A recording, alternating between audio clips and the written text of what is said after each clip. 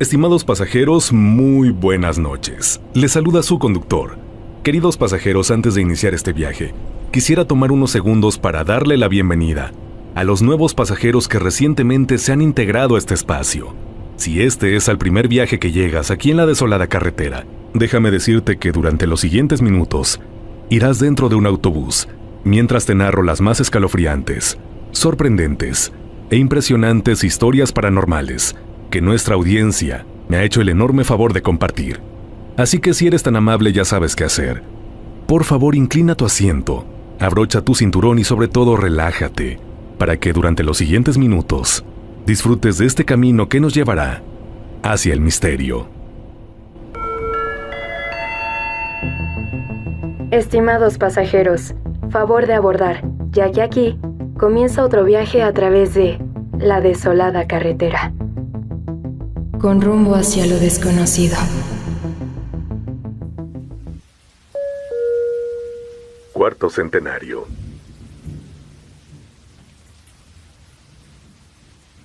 Hola, mi querido conductor de la desolada carretera. Saludos para todos los pasajeros que hoy decidieron acompañarnos en este recorrido. Mi nombre es Sergio y les escribo desde Aguascalientes. Durante mucho tiempo dudé en contar esta experiencia, porque todavía hoy me cuesta trabajo creer todo lo que mi familia y yo vivimos. Sin embargo, sé que hay personas que han pasado por situaciones parecidas y quizá puedan comprender lo que sentimos. Todo ocurrió en la colonia Cuarto Centenario, en el retorno Pedro Parga, edificio F, departamento 109. Todavía recuerdo el día que llegamos con nuestras cosas. Era un departamento sencillo, como tantos otros. A simple vista no tenía nada fuera de lo normal, pero bastó cruzar la puerta para que todos sintiéramos lo mismo. Había algo extraño en ese lugar. No sé cómo explicarlo con palabras, pero el ambiente era pesado, como si el aire no circulara. Era una sensación incómoda que se pegaba al cuerpo. Lo más raro era que, aunque abriéramos completamente las ventanas y entrara el sol, el departamento siempre parecía oscuro. Había rincones donde la luz simplemente no alcanzaba. Además, la temperatura era distinta. Mientras afuera hacía calor, adentro siempre se sentía un frío constante, un frío que no correspondía a la época del año. Pensamos que quizá era por la orientación del edificio o por la humedad. Nos equivocamos. No pasó mucho tiempo antes de que comenzaran las primeras manifestaciones. Al principio eran cosas pequeñas. Mi mamá decía sentir que alguien la observaba mientras preparaba la comida. Mi papá aseguraba escuchar pasos durante la madrugada. Yo veía sombras pasar de reojo, pero cuando volteaba, ya no había nadie. Hasta que una noche la vimos. Estaba en el fondo del pasillo. Era una figura completamente oscura, robusta, con cabello largo y rizado. No distinguíamos su rostro. Era como una sombra más negra que la propia oscuridad. No hizo absolutamente nada. Solo estaba ahí, mirándonos. Jamás olvidaré la sensación que produjo. No era únicamente miedo. Era una especie de presión en el pecho, como si nuestro cuerpo nos advirtiera que aquello no era humano y que debíamos alejarnos.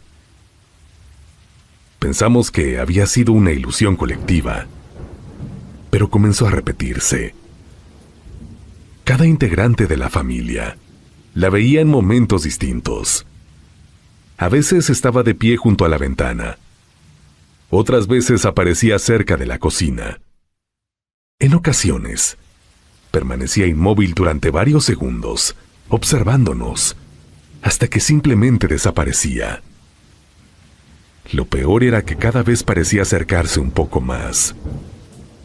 Fue precisamente durante esos días cuando descubrimos algo que nos puso la piel de gallina. En la pared de la sala, alrededor del interruptor de luz, comenzó a notarse una figura bajo la pintura. Al principio creímos que era una simple humedad, pero conforme pasaban los días, se fue definiendo con mayor claridad. Era una estrella de 5 picos invertida. Ninguno de nosotros la había pintado. Mi papá decidió comprar pintura y cubrir completamente la pared. Desapareció. O al menos eso pensamos. 2 semanas después, la figura volvió a marcarse, exactamente en el mismo sitio. La volvimos a pintar. Volvió a aparecer. La lijamos. Regresó. Era como si alguien la dibujara desde dentro del muro. Aquello ya comenzaba a desesperarnos. Entonces mi papá tomó una decisión extrema. Como esa pared no era estructural, decidió derribarla por completo.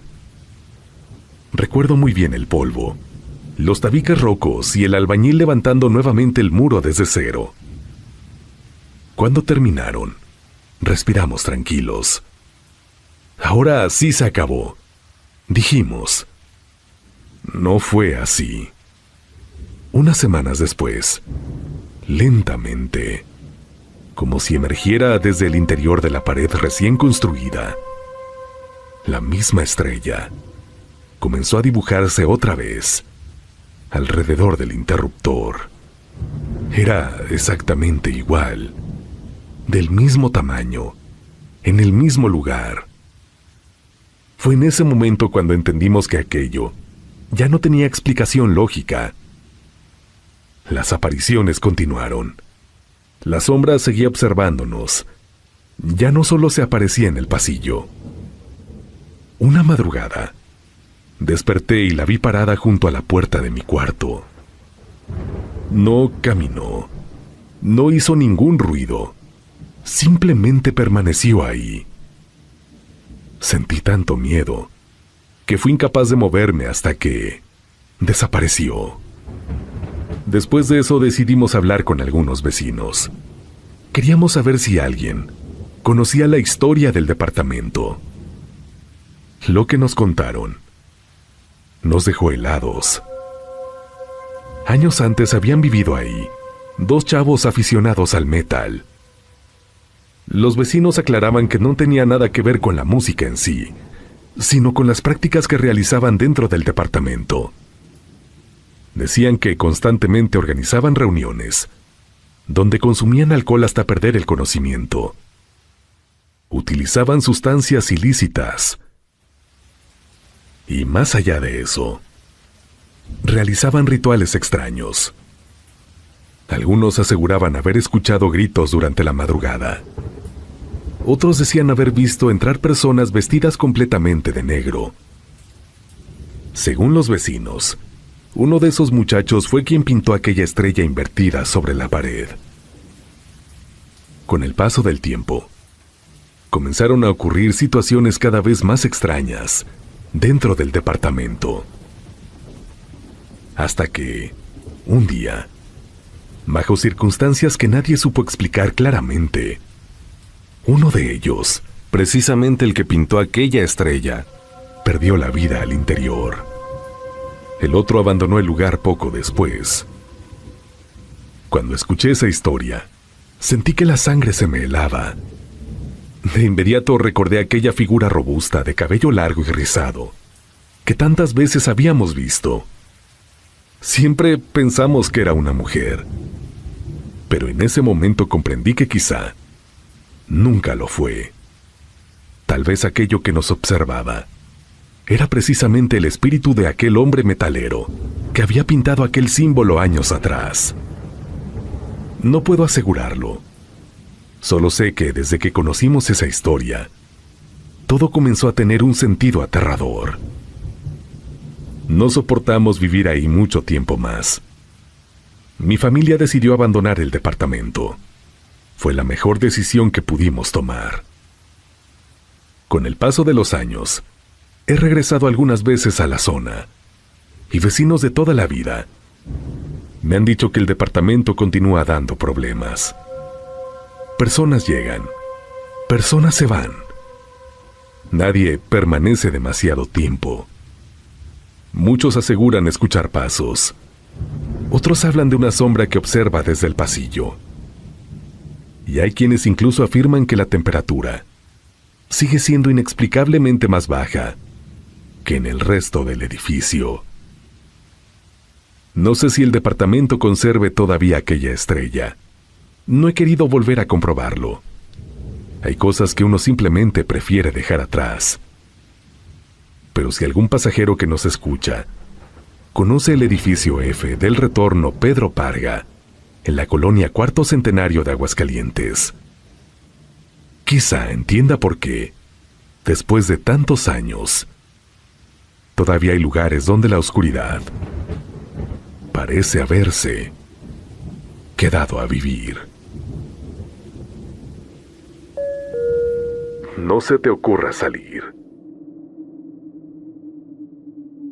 ¿Qué tal, mi querido conductor de la desolada carretera? ¿Qué tal, pasajeros que hoy recorren estos caminos, donde nunca se sabe qué puede estar esperando entre la oscuridad? A mí todos me conocen como Tacho, y quiero compartirles una experiencia que cambió por completo mi forma de pensar. Porque antes de vivir esto, yo era de esas personas que se burlaban cuando escuchaba hablar de brujas. Siempre decía que eran cuentos inventados por los abuelos, para asustar a los niños. Hoy ya no me atrevo a decir lo mismo. Todo ocurrió cuando nació mi hija, en septiembre de 2016.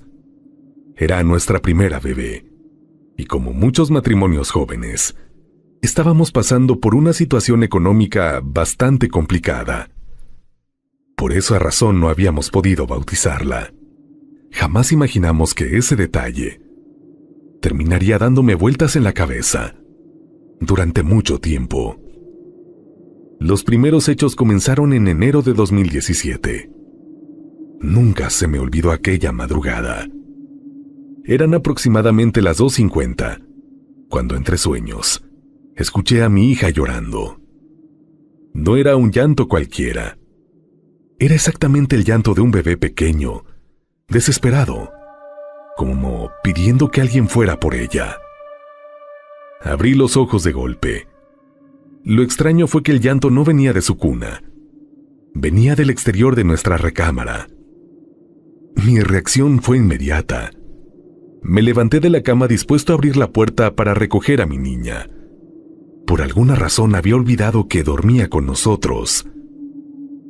Mientras caminaba, mi esposa, todavía medio dormida, me preguntó: ¿A dónde vas?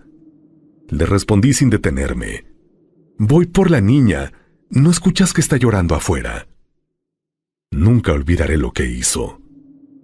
Se incorporó de inmediato, me sujetó con fuerza de la mano y, casi gritándome, me dijo: No salgas, no se te ocurra salir. Su reacción fue tan inesperada que me detuve. Entonces señaló a la cuna. Ahí estaba nuestra hija, dormida profundamente. Ni siquiera se había movido. En ese instante, el llanto cesó por completo. El silencio que quedó después fue todavía más aterrador. Nos quedamos viendo sin decir una sola palabra. Yo no entendía nada. Estoy completamente seguro de que escuché a mi hija llorando afuera del cuarto. No era un sueño. No era mi imaginación. Era un llanto tan real que mi primer impulso fue salir a buscarla. Hasta el día de hoy, me pregunto qué habría pasado si mi esposa no me hubiera detenido. Con el paso de las semanas, traté de convencerme de que todo había sido producto del cansancio. Pero ocurrió algo que terminó por quitarme cualquier duda. Una noche, fuimos a visitar a mi suegra. Ella vive en un lugar llamado Puerto de las Cuevas, aquí en Jalisco, cerca de Mazamitla. Para quienes conocen esa zona, saben que está rodeada de bosque y que por las noches la oscuridad ahí parece tragarse todo. Ya eran como las 11 de la noche. Mi esposa necesitaba ir al baño, pero este se encontraba al otro extremo de la casa. Me pidió que la acompañara porque le daba miedo atravesar sola el patio. Dejamos a nuestra hija con mi suegra y caminamos hasta allá. Ella entró al baño mientras yo me quedé afuera, entretenido con el celular. Le daba la espalda a la puerta. Todo estaba completamente en silencio. De pronto, sentí un escalofrío recorrerme el cuerpo. Al mismo tiempo, pasó un ventarrón helado que hizo crujir los árboles. Pensé que era solo el aire, pero inmediatamente sentí algo más. Alguien o algo me acarició lentamente la espalda con una mano. No fue un roce accidental. Fue una caricia lenta, deliberada. Enseguida sentí un aliento caliente y con un olor insoportable resoplando directamente sobre mi nuca. Un olor a humedad, tierra y algo podrido que jamás podré olvidar. Todo mi cuerpo se paralizó. En ese momento escuché que mi esposa intentaba abrir la puerta del baño para salir. Sin pensarlo, empujé la puerta hacia adentro para impedir que saliera. Ella comenzó a reclamarme. «Déjame salir. ¿Qué estás haciendo?» Yo apenas podía hablar. Lo único que alcancé a decirle fue: «No salgas. Quédate ahí. No se te ocurra salir». No sabía exactamente de qué intentaba protegerla. Solo sentía que aquello que estaba detrás de mí no debía verla. Pasaron apenas unos segundos. Entonces, a unos cuantos metros de nosotros,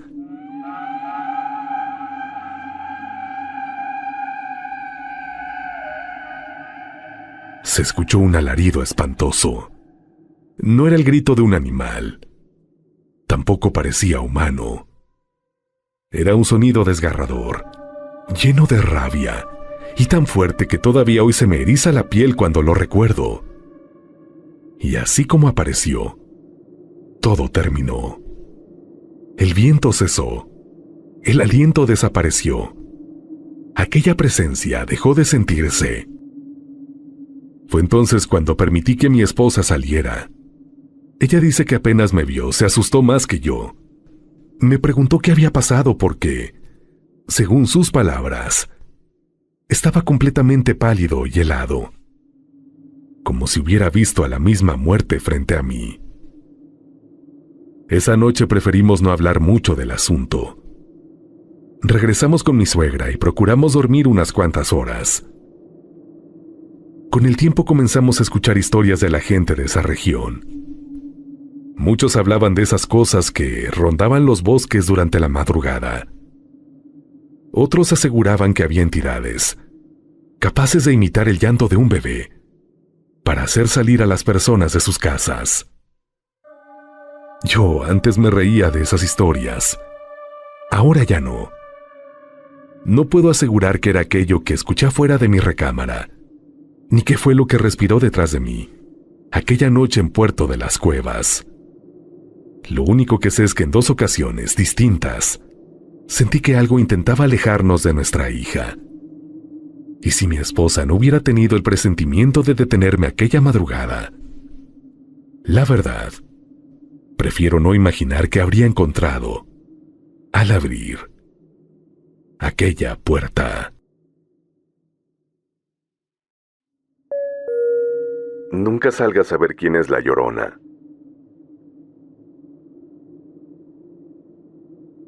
Mi nombre es Edwin, y les escribo desde Jojutla, Morelos. Lo que estoy por contarles me ocurrió cuando era adolescente, y sinceramente espero que a alguien le sirva de advertencia.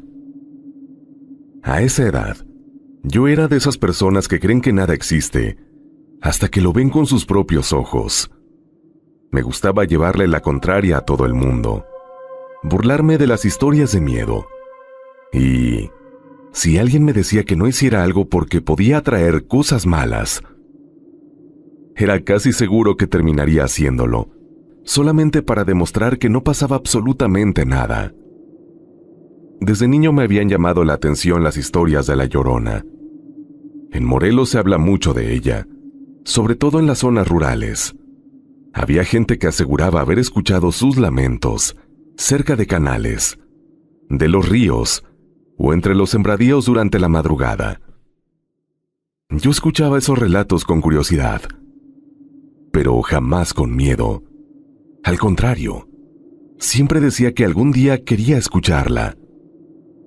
Y estaba tan convencido de que todo era una mentira, que incluso presumía que, si alguna vez la escuchaba, no me daría miedo. Una noche estaba platicando con mi hermana sobre ese tema. Ella sí respetaba mucho esas historias. No digas esas cosas, Edwin. Hay temas con los que no se juega. Yo me reí. ¿Qué quieres que pase? Si La Llorona existe, pues que venga. Tengo ganas de conocerla. Mi hermana cambió completamente la expresión de su rostro. No la estés llamando. Pero entre más me advertía, más ganas me daban de fastidiarla. Salí al patio de la casa. Vivíamos en una zona tranquila, prácticamente rural. Había mucho monte alrededor, y por las noches el silencio era casi absoluto. Miré hacia la oscuridad, y sintiéndome muy valiente comencé a gritar: «Si La Llorona me está escuchando, quiero que venga». Esperé unos segundos. Nada. Entonces volví a gritar todavía más fuerte: «Quiero escucharte. Manifiéstate». Mi hermana salió detrás de mí. «Ya cállate. Métete». «¿Ves? No pasa nada», le dije. Yo seguía riéndome. Después de unos minutos entré a la casa, convencido de que había demostrado mi punto. Con el paso de los días, prácticamente olvidé lo ocurrido.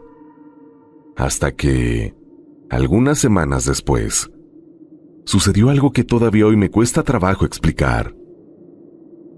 Aquella noche, estaba profundamente dormido. Calculo que serían entre las 2 y las 3 de la madrugada, cuando un sonido me despertó. No era un llanto, ni era un gato.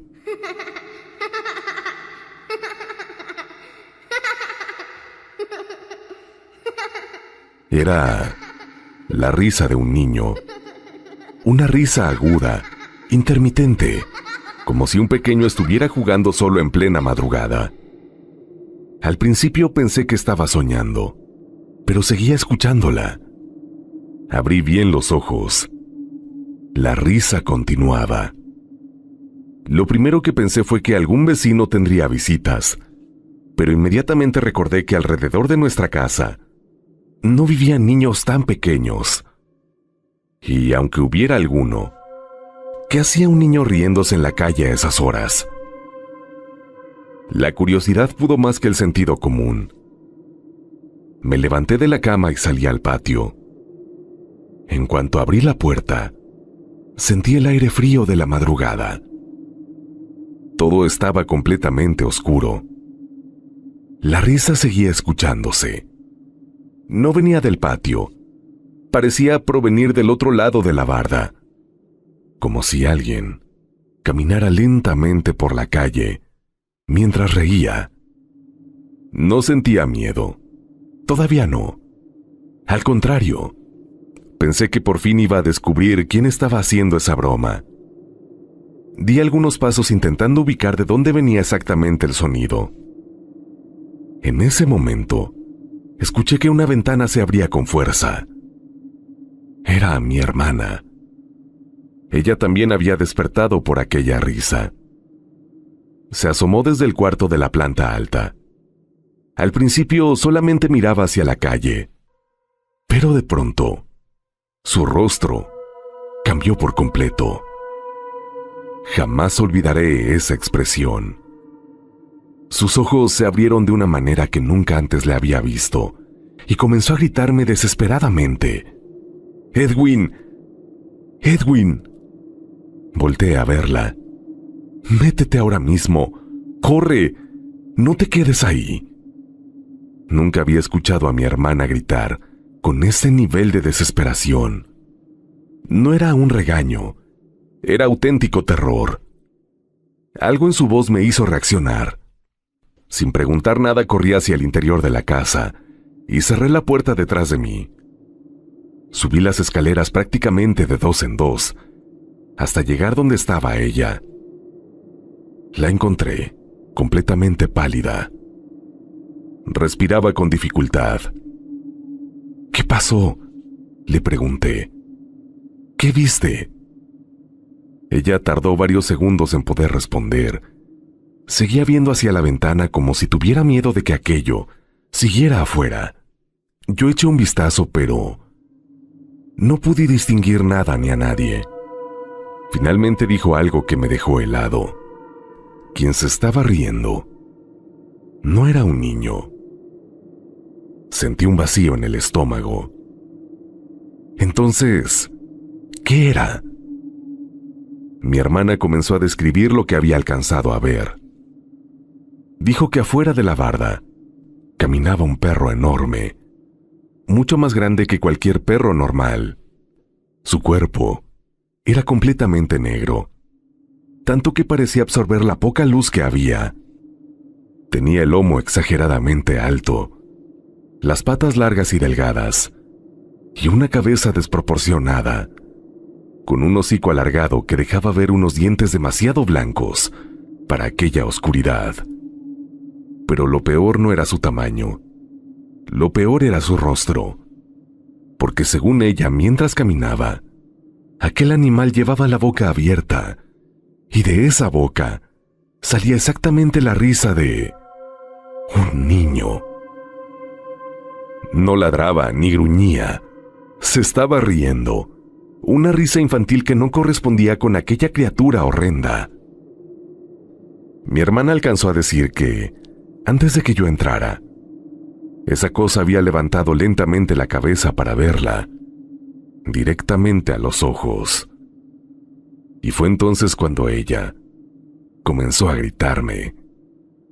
Nos quedamos esperando a que amaneciera. Jamás volvimos a escuchar aquella risa. Hasta el día de hoy, sigo preguntándome qué fue lo que realmente pasó. No puedo asegurar que haya sido la Llorona. Tal vez ella nunca respondió a mi reto, si es que existe. Pero de algo sí estoy convencido. Aquella noche, cuando días antes salí al patio creyéndome muy valiente y desafiando a quien quisiera escucharme, algo sí lo hizo. Y quizá no era la entidad que yo estaba llamando. Tal vez era algo mucho peor. Por eso, pasajeros de la desolada carretera, si alguna vez sienten la tentación de retar a lo desconocido, solamente para demostrar que no creen en ello, no lo hagan. Porque uno nunca sabe quién puede estar escuchando. 2 relatos desde Argentina. Hola, conductor, buenas noches. Buenas noches, compañeros pasajeros. Les escribo desde Argentina. Quiero relatarles esta noche un par de experiencias que he vivido. Empezaré diciendo que una noche tuve un encuentro con un Mimic, o con un doppelganger, como se les conoce comúnmente. Nunca creí en estos entes hasta que me pasó lo siguiente. Hace algunos años estaba acostada tratando de dormir. De pronto escuché un golpe en la ventana de mi habitación, que daba al patio. En el patio caía justo la luz de la luna. Eran las 3 de la mañana, y una sombra era la que había golpeado mi ventana. Me llamó desde afuera. Luego me hizo la seña de que guardara silencio. Lo más escalofriante era que tenía la misma silueta que mi hermana mayor. Yo estaba por salir, pensando que era ella, que necesitaba algo. Sin embargo, al caminar por el pasillo que me conduciría hacia afuera, pude ver que mi hermana estaba durmiendo, en su cama, profundamente.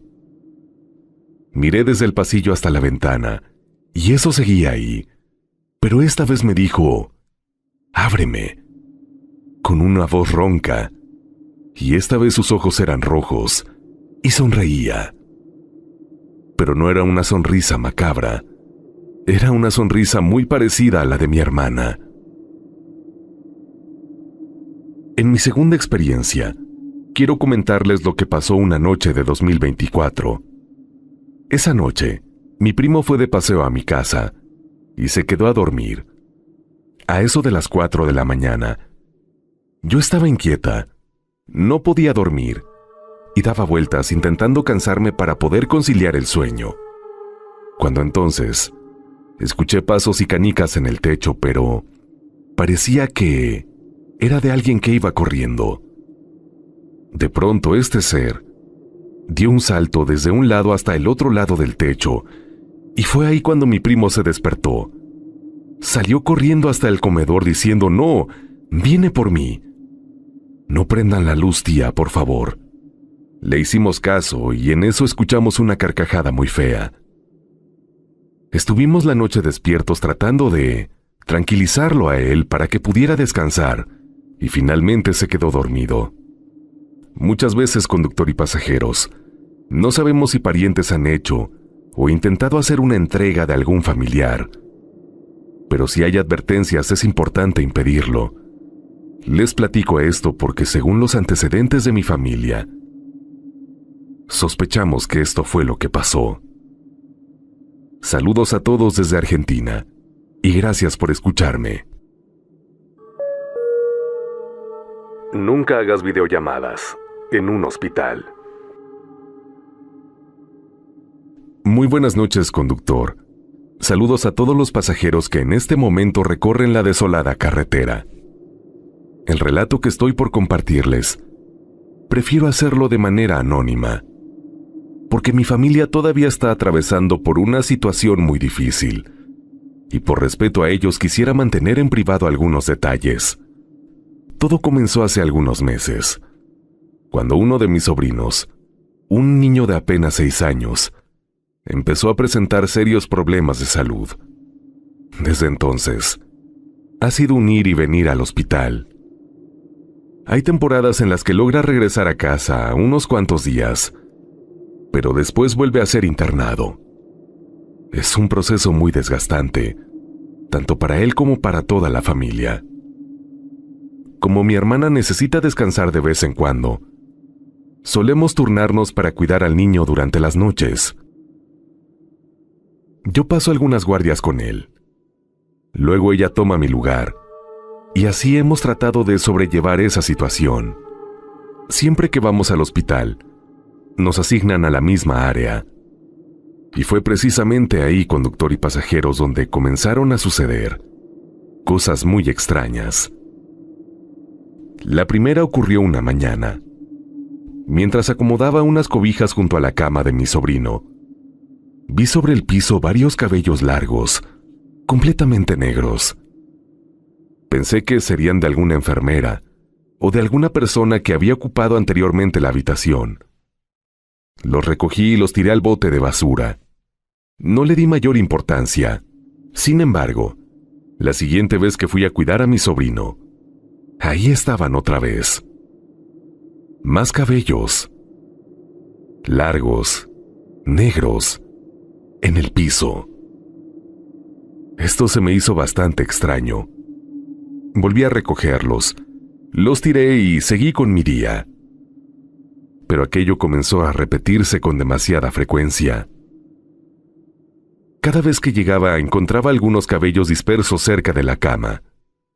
No eran demasiados, solo lo suficientes para llamar la atención. Lo raro era que ni mi hermana ni yo tenemos el cabello negro. Las dos somos de cabello claro, así que no tenía sentido pensar que fueran nuestros. Un día, mientras platicábamos en la cafetería del hospital, le pregunté si ella también había visto aquellos cabellos. Antes de terminar la pregunta, me respondió: ¿también los encontraste? Sentí un escalofrío. Me dijo que sí, que cada vez que ella pasaba la noche con su hijo, al despertar encontraba cabellos negros sobre el piso, y hacía exactamente lo mismo que yo. Los recogía y los tiraba. Las dos pensamos que quizá pertenecían a alguien del personal del hospital. Era la explicación más lógica. Así que dejamos de darle vueltas al asunto. Hasta que ocurrió algo imposible de explicar. Aquella noche yo estaba sola con mi sobrino. Él ya dormía. Para distraerme un rato, hice una videollamada con mi hermano. Platicábamos de cosas sin importancia, cuando de pronto dejó de hablar. Se quedó viendo fijamente la pantalla. Su expresión cambió por completo. ¿Quién está detrás de ti?, me preguntó. Volteé inmediatamente. No había nadie. Le respondí que solamente estábamos mi sobrino y yo. Bueno, también había otra niña internada en la habitación, pero ella permanecía acostada en su cama, al otro lado del cuarto. Mi hermano siguió mirando la pantalla. Cada vez se veía más nervioso. No, hay una mujer detrás de ti. Sentí que el cuerpo se me helaba. Le repetí que no había nadie. Entonces describió exactamente lo que estaba viendo. Está muy pálida, se ve muy demacrada y tiene el cabello completamente negro, largo, lacio. En ese momento terminé la llamada. No quise seguir escuchando. Aunque trataba de convencerme de que seguramente era algún reflejo o un problema con la cámara, la verdad es que el miedo ya se había apoderado de mí. Necesitaba salir de esa habitación. Fui al baño para intentar tranquilizarme. Mientras caminaba por el pasillo, tenía una sensación muy extraña, como si alguien viniera detrás de mí. No escuchaba pasos ni veía a nadie, pero era esa clase de sensación que todos hemos experimentado alguna vez. Lo de saber que no estás completamente solo. Regresé a la habitación, procurando no pensar en ello. Desde entonces, jamás he vuelto a tocar aquellos cabellos que aparecen en el piso. Si los veo, simplemente llamo al personal de limpieza. Y tampoco he vuelto a hacer videollamadas mientras estoy cuidando a mi sobrino, porque hay algo que todavía no les he dicho, conductor y pasajeros. Y quizá sea lo más importante de toda esta historia. Muchos pensarán que aquella otra niña internada en la habitación podía ser la dueña de aquellos cabellos. Pero no, ella no tiene cabello. Ha perdido completamente el suyo. Su mamá, además, es una mujer rubia, así que aquellos largos cabellos negros no pertenecían a ninguna de las personas que compartían el cuarto con nosotros. Aquí, conductor y pasajeros, hay un último detalle que dejé deliberadamente para el final. Ese piso del hospital está destinado exclusivamente a pacientes que reciben tratamientos oncológicos. Desde que entendí eso, no he podido dejar de preguntarme si aquellos cabellos que aparecían una y otra vez sobre el suelo pertenecían a alguien que, de alguna manera, jamás logró irse del todo. No sé si aquella mujer que mi hermano vio detrás de mí tenga relación con ellos. Tampoco sé si todo fue una coincidencia. Lo único que puedo asegurar es que, desde entonces, cada vez que entro a ese cuarto siento un profundo respeto, porque hay lugares donde tantas personas luchan todos los días, entre la vida y la muerte. Quizá existan despedidas que nosotros simplemente no alcanzamos a comprender. Estimados pasajeros, qué gusto que hayan llegado hasta este punto del viaje. Si has llegado hasta aquí y aún no lo haces, suscríbete al canal y activa la campanita de notificaciones. Así obtendrás tu pase de abordar VIP para que no te pierdas ninguno de nuestros próximos viajes y además estarás en condiciones de decir #yo soy pasajero. Comparte tu relato al correo midesoladoes@gmail.com, ya que este es el combustible que nos permite seguir viajando a través de la desolada carretera. Si este contenido es de tu agrado, apóyalo, dejándome un saludo en la caja de comentarios. Créeme que lo voy a leer y lo voy a tomar en cuenta. Dale pulgar arriba, hypéalo y compártelo con alguien que crees que ame el tema paranormal. Y pasajeros, también antes de continuar, los invito a visitar el tercer viaje, en donde, en un día extra a la semana, estaremos realizando nuevos viajes en la desolada carretera. Esto sucederá entre nuestros días de viaje habitual, entre miércoles y domingo respectivamente, saludándonos cada viernes en este nuevo espacio. Estaré dejando su enlace en el comentario fijado de este video. Pasajeros, hemos llegado al final de este viaje. Muchas gracias por haberme acompañado y por esta noche haberme prestado el favor de su atención. Poncho, ven. Muy buenos días, tardes o noches, según sea la hora en que aborden el camino hacia la desolada carretera. Hoy les vengo a contar un pequeño suceso que causó una gran conmoción en mi familia. Primero les daré un poquito de contexto para que puedan entender mejor la historia. El esposo de mi prima se quedó sin empleo aquí en mi ciudad, desde que cerró AMSA, Altos Hornos de México. Desde entonces el trabajo ha escaseado mucho, y eso ha llevado a que miles de familias busquen la manera más honesta de sobrevivir. Entre ellas está la de mi primo. Él ya es un hombre grande de edad, por lo que no le ha sido fácil encontrar trabajo. Aún así, nunca dejó de buscar la manera de llevar el sustento a su casa. Desde hace tiempo se dedica a recolectar pedacería de fierro, botes de aluminio y otros objetos reciclables, que después vende para sacar el dinerito del día. Frente a mi casa hay unos lotes baldíos llenos de maleza. Ahí vivía un señor en situación de calle, o al menos eso era lo que él nos daba a entender.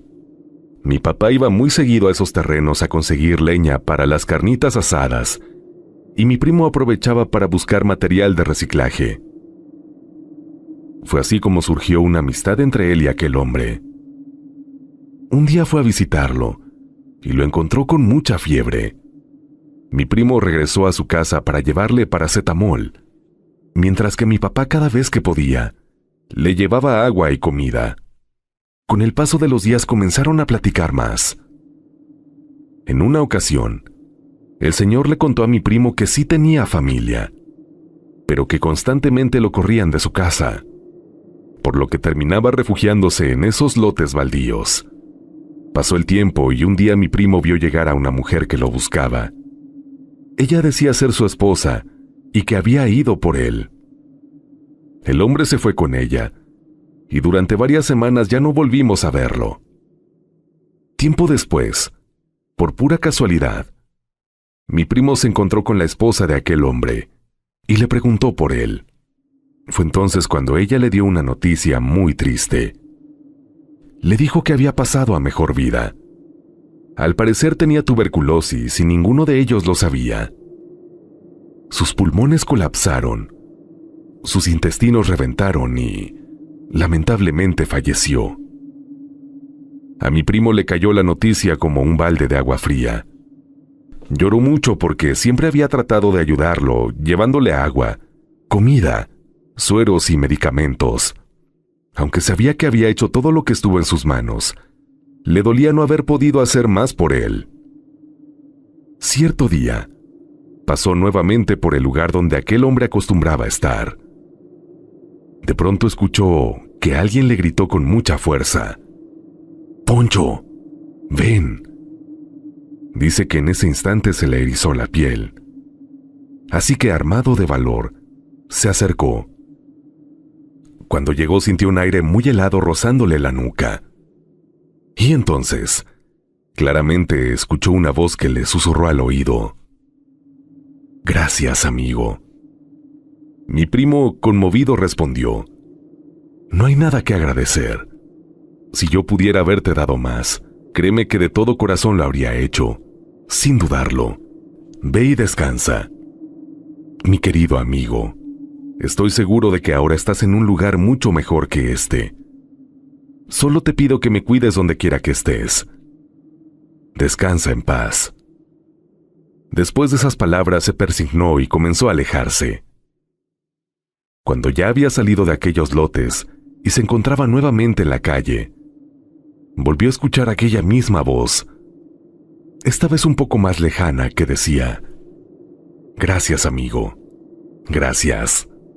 Desde entonces mi primo está convencido de que aquel hombre encontró la manera de despedirse y agradecerle todo lo que hizo por él, porque la verdadera amistad no distingue si una persona tiene dinero o no, o si está sana o enferma, ni mucho menos la condición en la que vive. La amistad no conoce límites, y a veces ni siquiera la muerte logra terminar con ella.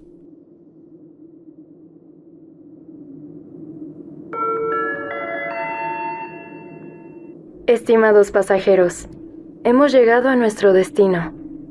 Gracias por acompañarnos en este viaje. Es momento de descansar. Si creen poder,